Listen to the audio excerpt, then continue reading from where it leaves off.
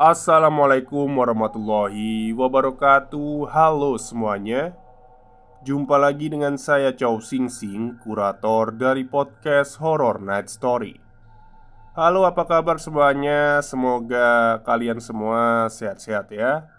Dan seperti biasanya, pada siang hari ini saya kembali dan akan menghadirkan sebuah kisah mistis untuk kalian semua. Kisah mistis kali ini saya datangkan dari treat horornya Skala Niskala yang menceritakan tentang tumbal beruntun. Oke, daripada kita berlama-lama, mari kita simak ceritanya. Tahun 1994. Aku terlahir dari keluarga yang berkecukupan. Karena saat itu Mbah buyutku merupakan orang paling kaya di desaku, yaitu Desa P, di salah satu kabupaten yang ada di Jawa Timur. Bagaimana tidak? Mbah buyutku merupakan pemilik sekitar 40% tanah di desaku. Rumah Mbah buyutku tidak terlalu besar, tapi untuk ukuran rumah di zaman itu sudah termasuk kategori mewah. Karena rumah Mbah buyutku memiliki arsitektur rumah adat Jawa, yaitu joglo.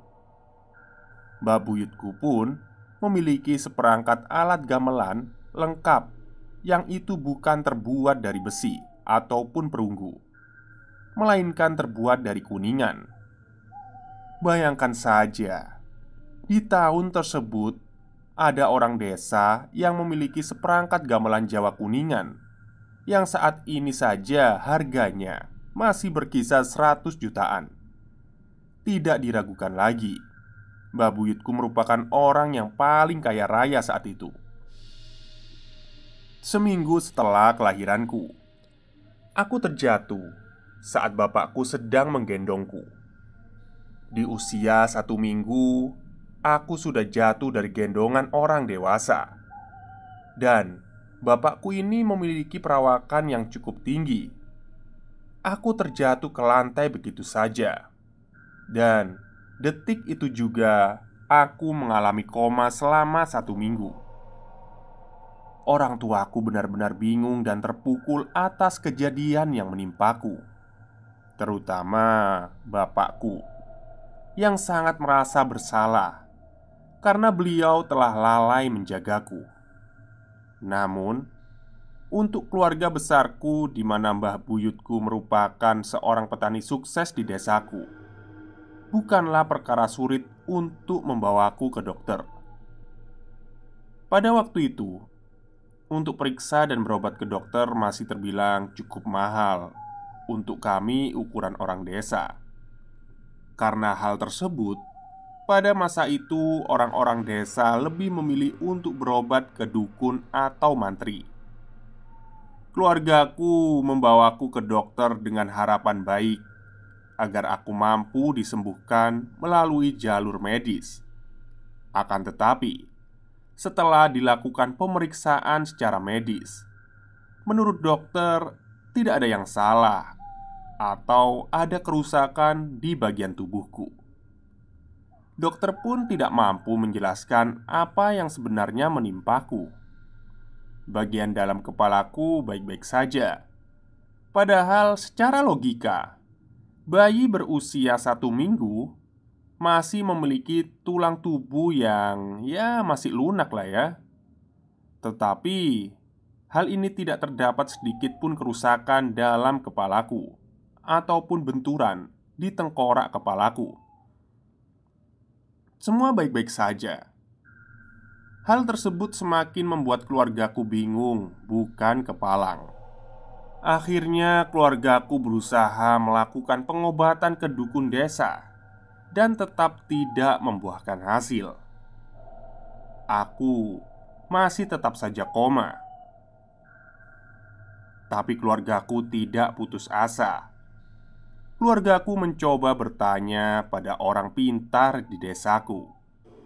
Dan jawaban dari orang pintar tersebut cukup membuat keluargaku terkejut. Orang pintar itu berkata, anak ini harus terlepas dari silsilah keluarganya agar bisa sembuh. Sontak keluargaku pun kaget dan bingung. Keluargaku sempat mencari alternatif lain. Namun pada akhirnya, ya, kita memang harus menuruti nasihat dari orang pintar itu. Keluargaku pun berinisiatif untuk membawaku ke rumah adik nenekku dan meminta beliau untuk mengakuiku sebagai anaknya. Dengan begitu, maka aku akan terlepas dari silsilah keluarga yang sebelumnya. Sesampainya di rumah adik nenekku, pada saat itu beliau sudah memahami musibah yang sedang menimpaku. Tanpa berpikir panjang, beliau pun menuruti kemauan keluargaku. "Sudah ya, sudah. Ayo bangun, sadar. Mulai sekarang kamu sudah jadi anakku," ucap adik nenekku sambil mengelus kepalaku. Tak lama kemudian, setelah beliau berkata seperti itu, seperti ada sebuah keajaiban. Saat itu juga, aku tiba-tiba terbangun dan menangis. Hanya karena aku telah diakui anak oleh adik nenekku, bukan berarti aku benar-benar menjadi anak beliau, kan? Itu diibaratkan hanya seperti sebuah ucapan untuk sekedar memutus silsilah atau garis keturunan dari keluargaku yang sebenarnya. Aku tetap dirawat dan dibesarkan oleh kedua orang tuaku.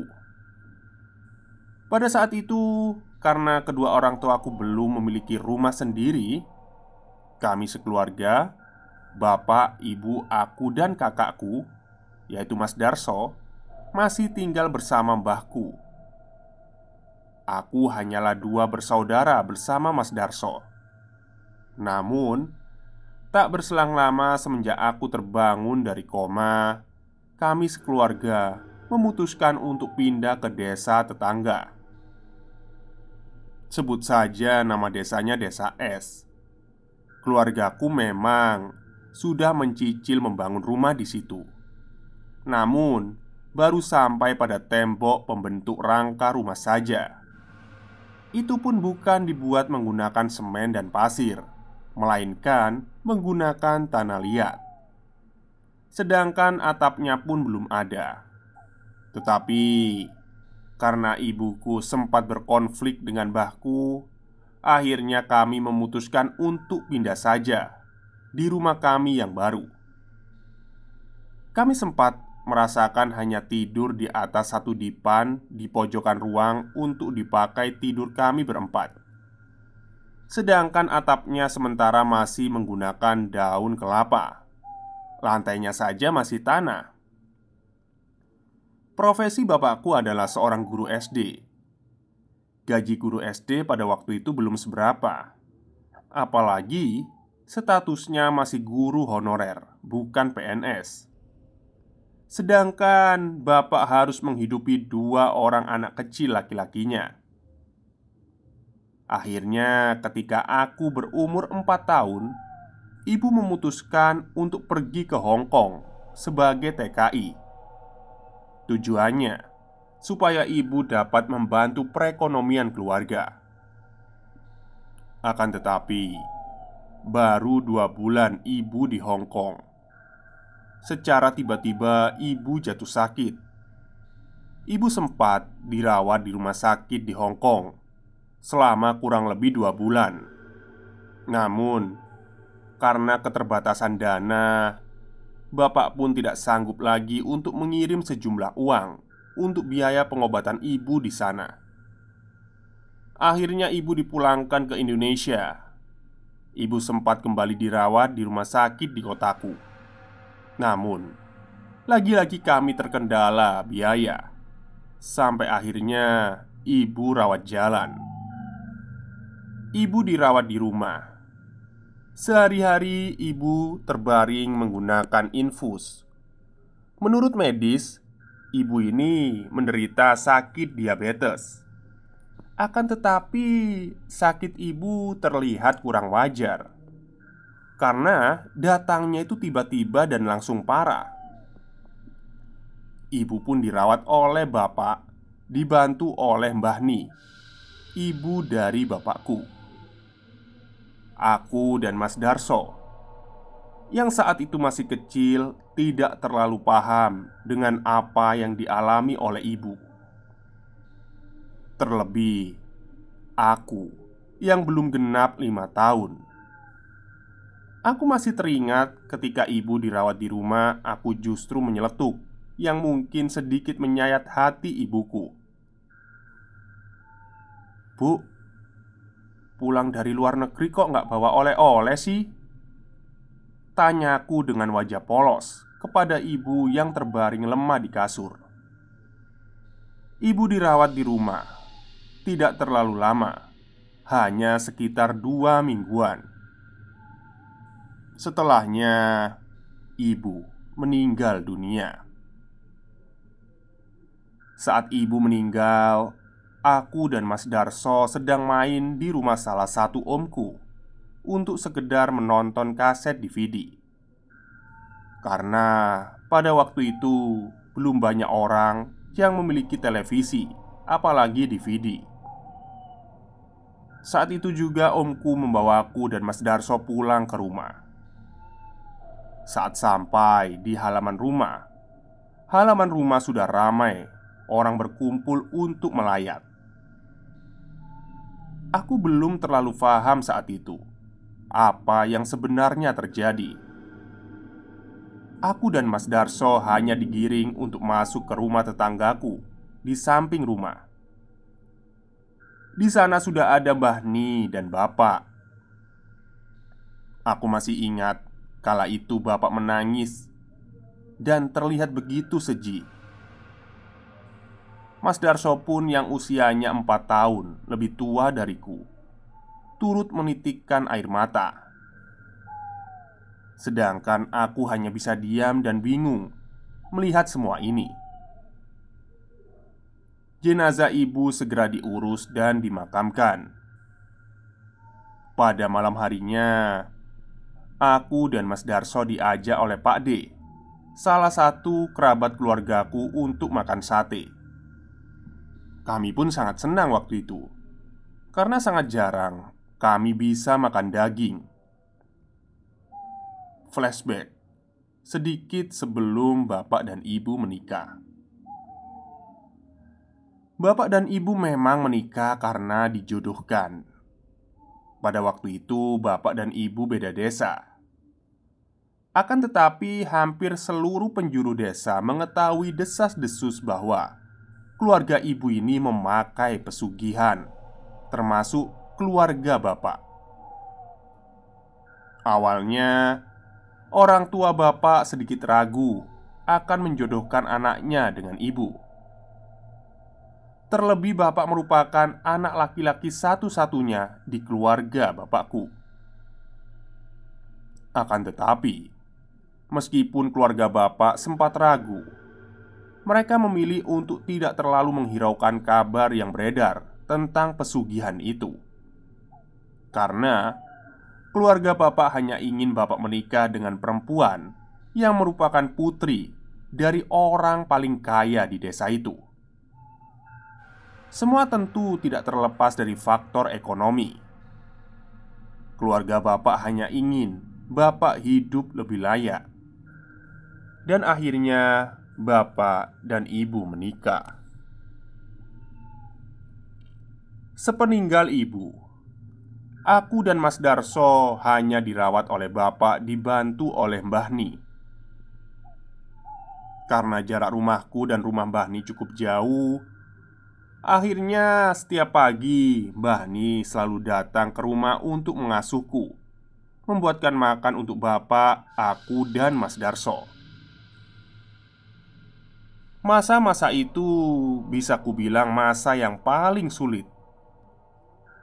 Bapak setelah ditinggal ibu menjadi orang yang seperti depresi. Beliau sering melamun sambil menyesap dalam rokoknya di teras rumah. Tubuhnya beringsut kurus kering. Bahni hanya diberi uang sebesar 50.000 saja waktu itu. Dan 50.000 itu untuk 1 bulan. Namun, hebatnya Bahni, beliau tidak pernah kehilangan akal. Dengan rajin, beliau menanam singkong dan umbi-umbian di kebun belakang rumah. Sehingga Mbah Ni sering memasak menggunakan bahan yang telah tersedia di kebun. Di masa sulit seperti ini, keluarga dari ibuku sama sekali tidak peduli dengan kami. Bahkan sekedar memberi sejumlah uang jajan untuk aku dan Mas Darso pun tidak. Akhirnya kami pun hidup penuh keterbatasan. 2 tahun berlalu. Kira-kira aku sudah berusia 7 tahun. Mbah buyutku yang kaya raya meninggal dunia. Keluarganya bilang bahwa Mbah Buyut meninggal karena faktor usia yang sudah terlalu sepuh. Semua orang pun percaya saja, karena itu merupakan alasan yang masuk akal. Di tahun berikutnya, ketika aku berumur 8 tahun, akhirnya bapak menikah lagi dengan ibu yang menjadi ibu sambungku. Maksudnya dengan wanita yang menjadi ibu sambungnya ya. Meskipun dia bukan ibu kandungku, ibuku yang ini sangat menyayangiku dan Mas Darso. Beliau merawatku dan mengasuhku dengan sepenuh hati. Karena beliau pun belum memiliki keturunan. Sejak menikah lagi, bapak seperti kembali menemukan semangat hidupnya. Bapak yang awalnya sudah menjadi kurus kering, sekarang berubah menjadi segar dan terawat. Berat badannya pun naik drastis. Aku sangat bersyukur akan hal itu. Ketika aku berusia 10 tahun, salah satu budeku, yakni kakak ibu kandungku, sebut saja Bude Tin, mengalami sebuah kecelakaan. Kejadiannya tidak begitu tragis, akan tetapi merenggut nyawa budeku begitu saja. Kala itu Bude Tin selesai memanen kacang di ladangnya. Beliau dijemput oleh anak laki-lakinya. Bude pun dibonceng oleh anaknya itu. Bude duduk miring di boncengan motor dengan membopong setumpuk panenan kacang.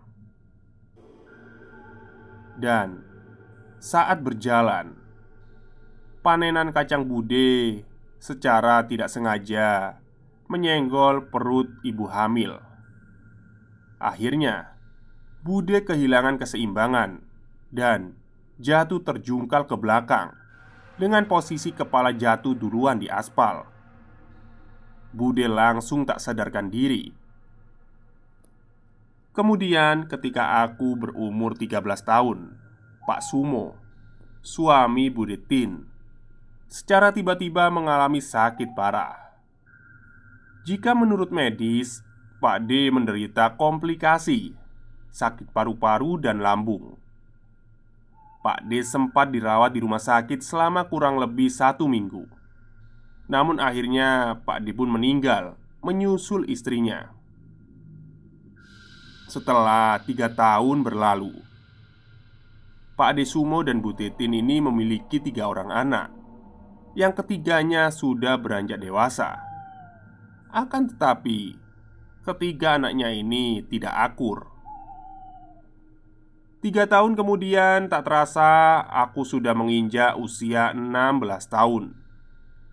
Aku pun masuk ke salah satu SMK di kotaku. Aku mulai memperhatikan dengan musibah yang menimpa keluarga besar almarhumah ibuku. Jika diperhatikan polanya, terlihat jelas setiap 3 tahun sekali akan ada anggota keluarga yang meninggal. Dimulai sejak almarhumah ibu sampai Pak D Sumo. Saat itu salah satu buleku Lek Sri, istri dari Pak Lek Adi, adik dari almarhum ibu, beliau pun mulai merasakan keanehan yang terjadi pada keluarga besar suaminya itu. Akan tetapi bule memilih untuk memendam semuanya itu sendiri. Hanya baru muncul kecurigaan-kecurigaan di dalam hatinya yang beliau pikir masih berupa dugaan-dugaan semata. Dan benar saja, tidak lama setelah aku masuk SMK, aku masih sangat ingat. Tiba-tiba Mbah Putriku, ibu almarhumah ibu, mengalami sakit komplikasi. Tandanya sama seperti Pak Desumo. Hanya saja Mbah terluka di bagian lambung dan tenggorokan.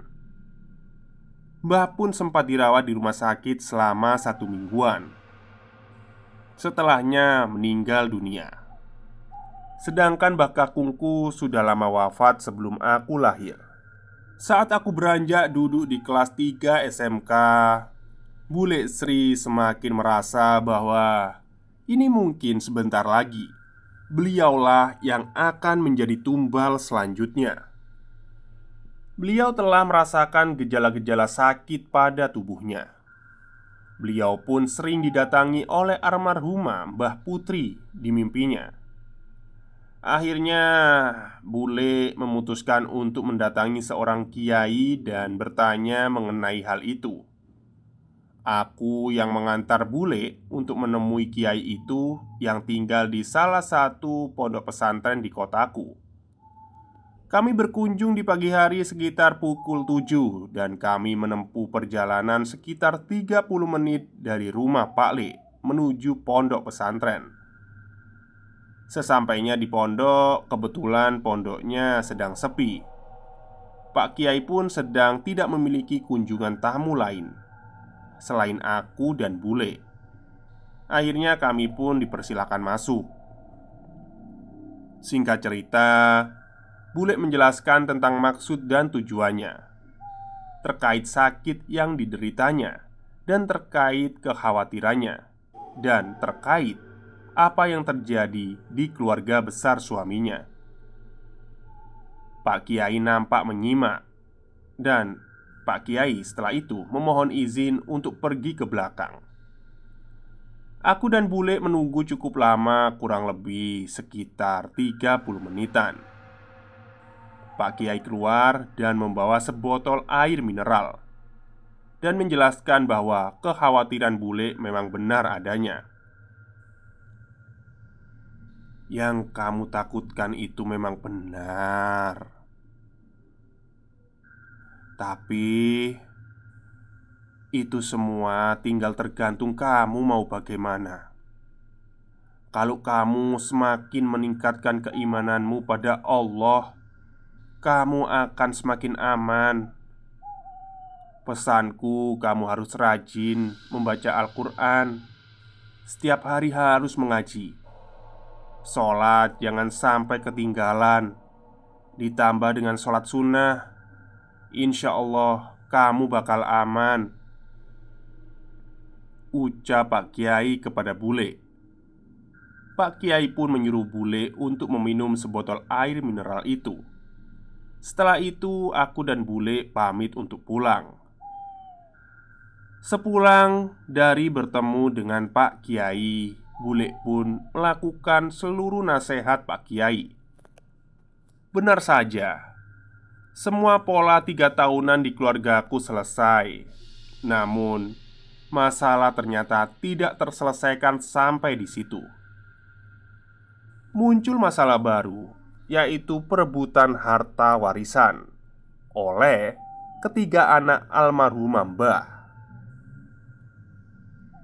Oke, sebenarnya cerita ini belum selesai ya, tapi masih panjang karena saya agak lupa-lupa ingat dan ceritanya cuma sampai di sana ya. Ya sudah, akhirnya saya memutuskan untuk memutus cerita ini sampai saya bertemu dengan narasumbernya kembali. Oke, terima kasih. Saya akan menulisnya dalam cerita lain dalam waktu dekat ya. Silakan menunggu dan selamat siang. Oke, ternyata sudah berakhir sampai di sini ya. Tapi kayaknya ada lanjutannya, tapi kita belum tahu. Dan setelah saya lihat-lihat memang belum ada lanjutan, atau nanti saya cari lagi lah ya di akun Twitternya Mas Skala Niskala ini. Baik, mungkin itu saja untuk cerita siang hari ini. Semoga kalian semua suka. Wassalamualaikum warahmatullahi wabarakatuh.